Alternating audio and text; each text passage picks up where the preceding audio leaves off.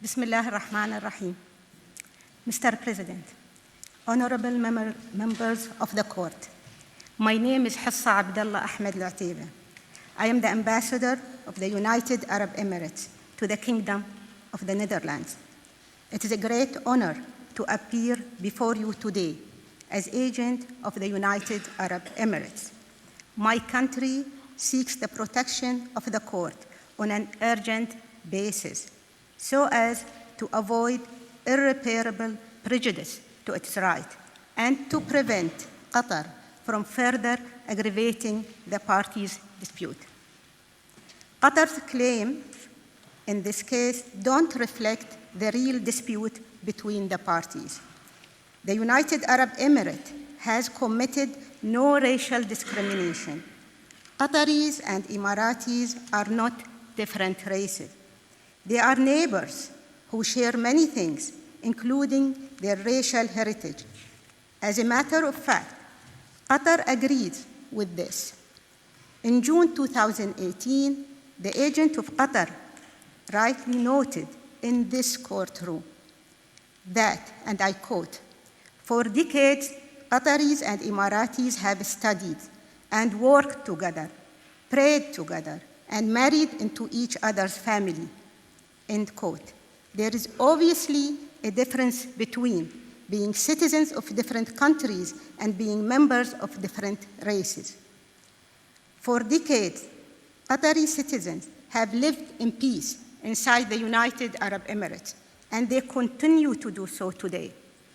They have never been discriminated against on the basis of their race, their color, their descent, or their national or ethnic origin. My country has one of the highest rates of immigration in the world. We are an inclusive country with inhabitants who come from all over the world. The real dispute between the parties does not relate to interpretations of the International Convention on the Elimination of All Forms of Racial Discrimination. The real dispute between the parties concerns the decision of the United Arab Emirates in 2017 to terminate its diplomatic relations with Qatar. The United Arab Emirates took this step as a result of Qatar's long-standing support of terrorist groups and the harm this causes to the United Arab Emirates. Qatar has fabricated a dispute that seeks to invoke the interpretation of the Third Convention to disguise its attempt to force the United Arab Emirates to return to the pre-existing diplomatic status quo. The citizens of Qatar and the United Arab Emirates share a common cultural and social background. Any allegation of racial discrimination is untenable. A careful examination of the evidence confirms that Qatar is not genuinely seeking to protect its citizens from any purported racial discrimination. Qatar is misusing the Third Convention for its political objectives. Qatar is seeking the help of the court to force the United Arab Emirates to restore the parties' previous diplomatic relations without Qatar first ending its support of terrorism.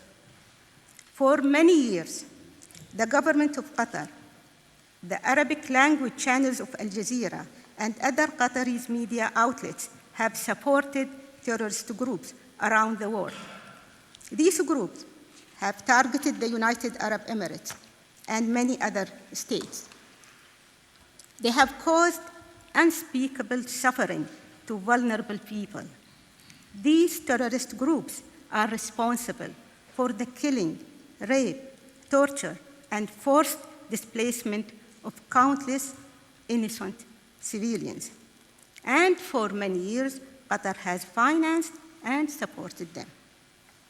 From 2011 to 2013, the threats posed by terrorist groups reached a critical level in the Middle East and North Africa region.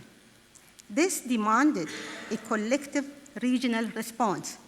As a result, the United Arab Emirates, Qatar, Bahrain, Kuwait, Oman, and Saudi Arabia concluded a series of international agreements known as the Riyadh Agreements. You can find these agreements at tab 1 to 3 of your folders. In these treaties, Qatar promises not to support, and I quote, any of the organizations, groups, or individuals that threaten the security of the GCC states, end quote. In addition, Qatar expressly promises not to support any type of antagonistic media. The Riyadh Agreements expressly refer to Qatar's state-owned and controlled news network, Al Jazeera. Qatar also agreed, and I quote, not to support groups in Yemen, Syria, or any destabilized area which pose a threat to the security and stability of GCC countries, end quote. Despite these promises, Qatar has continued to support Al-Qaeda, the Al-Nusra Front, ISIS, the Muslim Brotherhood, and other terrorist groups operating in Syria, Libya, Egypt, and other states. It is notorious and will be commented that Qatar has provided these groups with financial support. Qatar has refused to extradite or to prosecute terrorists residing in its territory.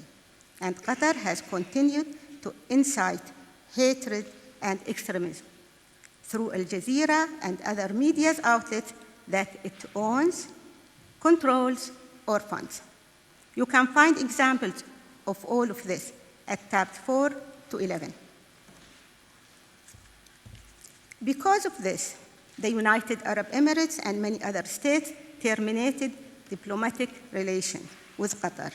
The UAE then undertook a series of lawful measures against the government of Qatar to induce Qatar to comply with its legal obligation. Regrettably, Qatar has chosen not to stop its unlawful activities.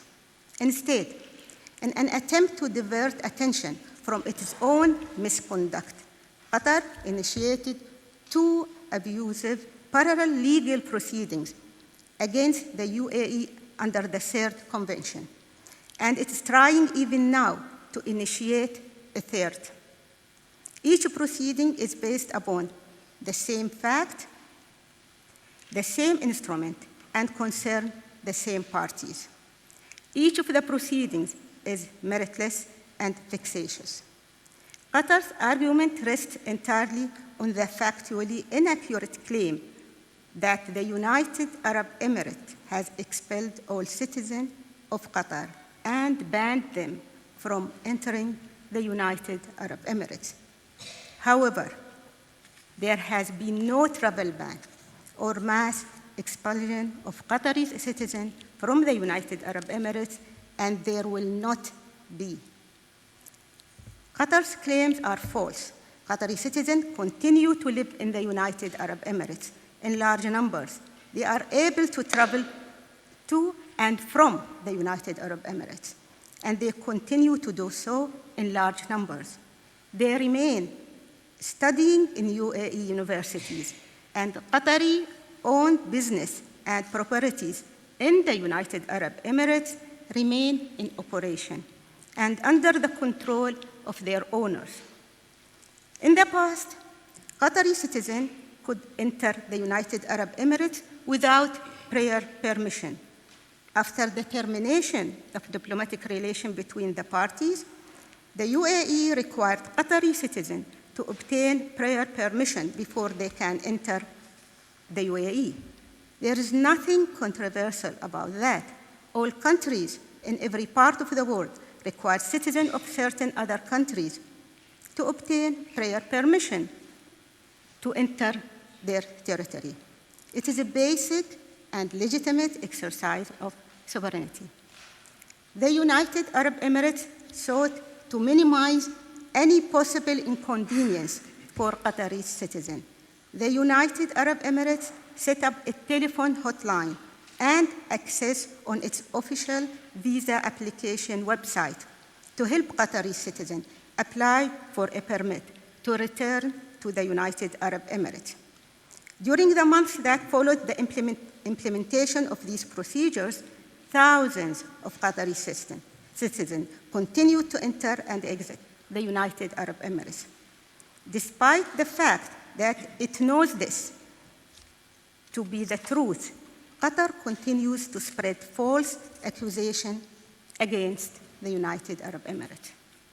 On 23 July 2018, the court ordered both parties to refrain from any action which might aggravate or extend the dispute or make it more difficult to resolve. As counsel for the United Arab Emirates will explain today, in violation of this order, Qatar has continued to aggravate the dispute and to make it more difficult to resolve. Qatar is causing prejudice to the right of the United Arab Emirates in multiple and significant ways. Accordingly, the UAE requests provisional measures from the court. If this request is not granted urgently, the right of the UAE will be irreparably harmed and the parties' dispute might become impossible to resolve. The UAE respectively maintains all of the agreements on the jurisdiction. Nonetheless, the UAE has accepted the court findings in its order of July 2018 that it has prima facie jurisdiction, in this case sufficient to indicate provisional measures. My country only seeks and asks that the court protects the right of the United Arab Emirates with equal consideration. I now ask the court to call upon our counsel, Professor Robert G. Volterra, to address the legal standards for provisional measures. I thank you for the opportunity to address you today. I thank the agent of the United Arab Emirates, Ambassador Al-Otaiba.